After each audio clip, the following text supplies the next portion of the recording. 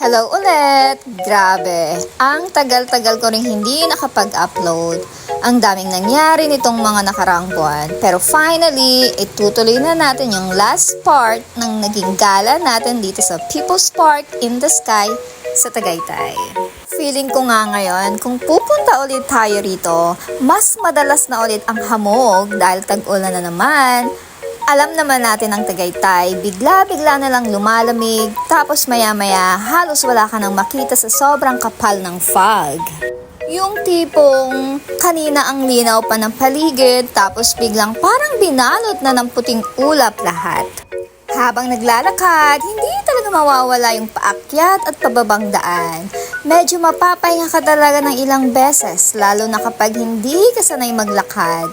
May mga parts na medyo madulas dahil sa dampness ng lupa.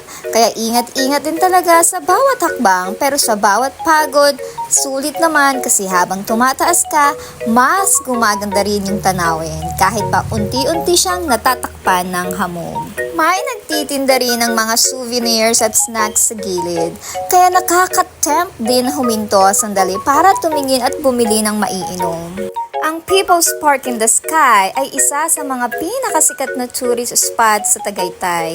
Mataas ang lokasyon nito kaya kitang-kita mo ang napakalawak na view. Kapag malinaw ang panahon, matatanaw mo pa ang Taal Lake at ang Taal Volcano. Sobrang presko ng hangin at iba talaga yung pakiramdam kapag nakatayo ka sa taas habang pinagmamasdan ng paligid. Yung hangin na parang ang sarap lang huminga. Parang lahat ng stress mo unti-unting nawawala.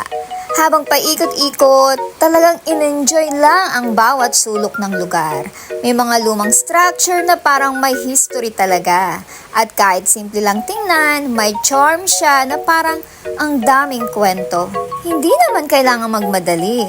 Minsan, mas masarap lang huminto sandali. Huminga ng malalim, mag-observe, at i-appreciate yung ganda ng kalikasan at ng paligid. May mga pagkakataon pa na tahimik lang, nakatingin sa malayo, habang pinapakinggan yung hangin at yung mga tunog ng mga tao sa paligid. Yung simpleng moment na yon, sobrang relaxing na pala kapag wala kang iniisip na ibang bagay. Pero habang tumatagal, napansin na unti-unti nang dumadami ang hamog, mas lumalamig na ang hangin at medyo humahangin na rin. Iba talaga ang klema rito, lalo na kapag bandang hapon hanggang kapag gabi na. Yung liwanag ng araw unti-unti nang nawawala, tapos papalit yung malamig at medyo misteryosong vibe ng lugar. At nakapag-desisyon na nga ring bumaba at